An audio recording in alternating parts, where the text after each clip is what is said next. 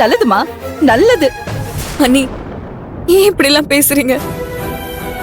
மகா, ஆத்திரக்காரனுக்கு புத்தி மட்டுன்னு சொல்லுவாங்க. உனக்கு ஏண்டி புத்தி மழுங்கி போச்சு? ஏன் இப்படி எல்லாம் பேசிட்டு இருக்க? ஏண்டி எதையோ முடிச்சு போட்டுட்டு இருக்க? ஆமாமா, எனக்கு புத்தி மழுங்கி போச்சு. ஏன்னா இதுக்கு முன்னாடி நான் ரொம்ப புத்திசாலியா இருந்தேன் பாருங்க. அதனாலதான் என் புருஷனை இப்படி வேற ஒரு குடும்பத்துக்கு தாரவாது கொடுத்துட்டு நான் இப்படி ஏமாந்து நிக்கிறேன். ஐயோ, ஏன் மகா இப்படி எல்லாம் பேசுற? தயவு செஞ்சு இப்படி எல்லாம் பேசாத. என் பத்திரு, எதையாவது பேசி மாப்பிள்ளைய வீட்டுக்கு கூட்டிட்டு வாங்கப்பா. இல்லன்னா இந்த பிரச்சனை இத்தோட முடியாது. இது இன்னும் என்னென்ன பிரச்சனை எல்லாம் இழுத்துட்டு வருமோ புரியலடா. மாப்பிள்ளைய எப்படியாவது வர சொல்லுங்கடா.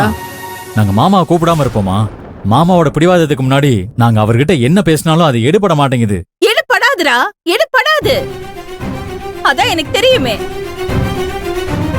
இனிமே யார் போய் பேசினாலும் எடுபடாது. ஏன்னா அவர் இருக்கிற இடம் அப்படி. தோ நிக்கிறாங்களே, இவங்கள மாதிரி தானே உங்க அப்பாவும் அம்மாவும் இருப்பாங்க. நம்ம குடும்பத்தை பழி வாங்குறதுக்கு இப்போ என் புருஷனை ஒரு கருவியா பயன்படுத்திட்டு இருக்காங்க. அக்கா, எதுக்குக்கா தேவையில்லாம செல்வி மேல பழிய போடுற? ஏன்னா இவ தானே என்ன இந்த குடும்பத்தை விட்டு வெளியில அனுப்பணும்னு நினைக்கிறா. அதுக்குதான் என் புருஷனை வச்சு இந்த திட்டத்தை தீட்டி இருக்கா. அண்ணி, நான் எதுக்கு உங்களை வீட்டை விட்டு அனுப்பணும்னு நினைக்கணும்? இந்த வீட்ல உன்னோட நயவஞ்சகத்தனத்தை புரிஞ்சுக்கிட்டு உன்னை கேள்வி கேட்கிற ஒரே ஆள் நான் தானே. அதனாலதான் என்ன வீட்டை விட்டு அனுப்பணும்னு நினைக்கிறேன். கரெக்டாமா நான் சொன்னது? நான் என்னைக்குமே உங்களுக்கு ஒரு துளி கூட துரோகம் நினைச்சது இல்ல. போதண்டி, போதும். உன்னோட நடிப்பெல்லாம் பார்த்து பார்த்து தோ இங்க நிக்கிறாங்க பாரு, இவங்க வேணா ஏமாறலாம், நான் ஏமாற மாட்டேன்.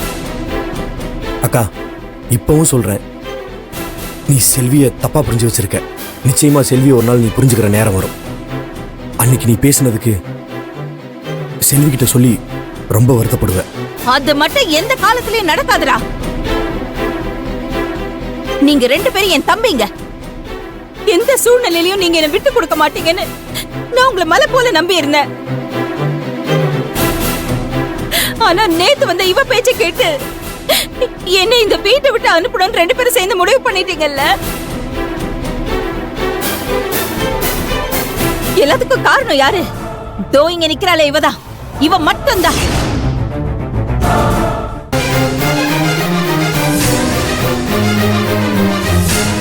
இங்க பாருங்க அண்ணி, ஒரு நிமிஷம் கூட உங்களை நான் தப்பாவோ இல்ல நீங்க கெட்டு போகணும், இந்த வீட்டை விட்டு போகணும்னு நான் மனசளவுல கூட நினைச்சது இல்ல.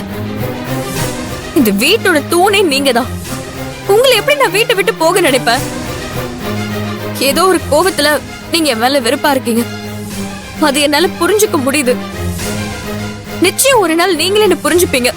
அது வரைக்கும் நீங்க என்ன பத்தி என்ன சொன்னாலும் இல்ல எவ்வளவு காயப்படுத்தினாலும் உங்களுக்காக நான் அதை பொறுத்துப்பேன்.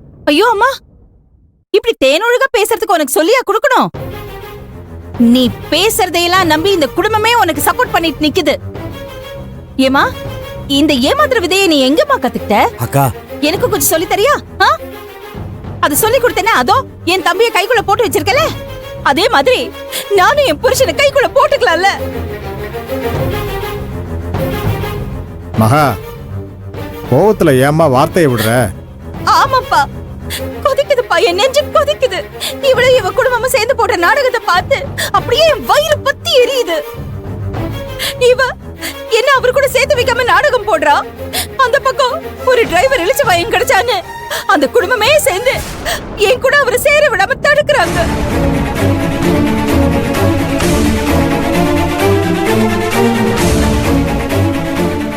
ஆனா ஒண்ணுப்பா, நான் வயித்தெரிச்சலோட சொல்றேன், இவ நல்லாவே இருக்க மாட்டா, நல்லாவே இருக்க மாட்டா.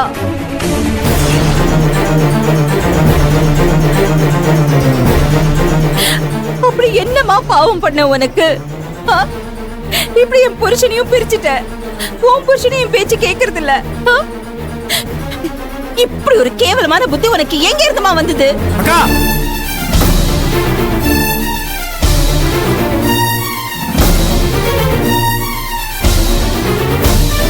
போதும். இதுக்கு மேல செல்வியை பத்தி இன்னொரு வார்த்தை தப்பா பேசுன அவ்வளவுதான் உனக்கு மரியாதை.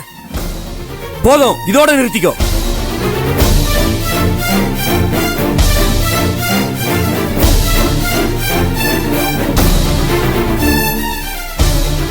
வேலு, என்னடா? டேய், என் வார்த்தைக்கு மறு வார்த்தை பேசாத நீ. இன்னைக்கு அவ்வளவுதான் உனக்கு மரியாதைன்னு சொல்ற அளவுக்கு வந்துட்டல.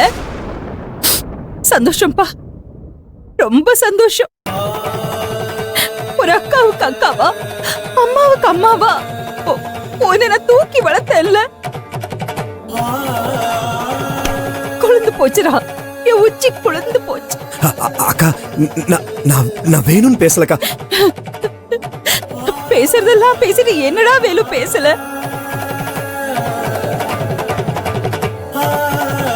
செல்வி, இப்போ உனக்கு சந்தோஷம் தானே?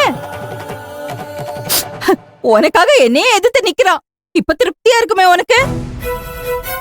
அக்கா, அக்கா, நான் பேசுனதுக்கு செல்வி எப்படிக்கா பொறுப்பாக முடியும்? திரும்ப திரும்ப நீ அவளுக்கு சப்போர்ட் பண்ணி பேசிட்டு இருக்காத. நீ முதல்ல தயவு செஞ்சு இங்க நிக்காத. போடா, போட வெளியில முதல்ல.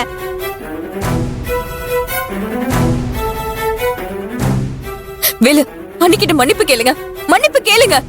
கேக்குறேங்க, மன்னிப்பு கேக்குறேன். அதுக்கு முன்னாடி நடந்த எல்லா உண்மையும் சொல்லிடுறேன். அப்பவாது இவங்களுக்கு தெரியட்டும் யார் மேல தப்பு இருக்கு.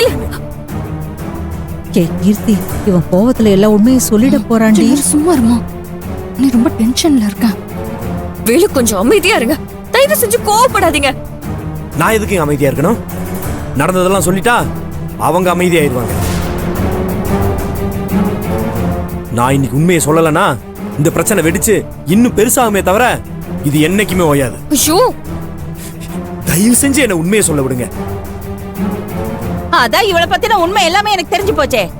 இப்ப நீ என்னப்பா புதுசா வந்து என்கிட்ட சொல்ல போற? விடு. அக்கா, நான் சொல்ல போற உண்மை என்னன்னு தெரிஞ்சா நீ இப்படி எல்லாம் பேச மாட்டக்கா. அது தெரியாம தான் இப்படி ஆத்திரத்துல புத்தி இழந்து பேசிட்டு இருக்கிற.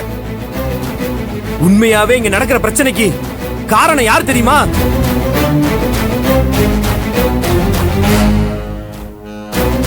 ஐயோ வேலு, வேலு, இப்ப நீங்க என் கூட வர போறீங்களா இல்லையா? ஏங்க, என்னங்க ஏவாயவே அடைச்சிட்டு இருக்கீங்க? பாருங்க, உங்களை பத்தி எல்லாரும் தப்பு தப்பா பேசிட்டு இருக்காங்க. நான் இன்னைக்கு சொல்லியே ஆவேங்க. நீங்க எதுவும் சொல்ல வேண்டாம், முதல்ல என் கூட வாங்க. ஏங்க, வாங்க வேலு. செல்வி, வாங்கன்னு சொல்றல. சொல்ல விடுங்க செல்வி.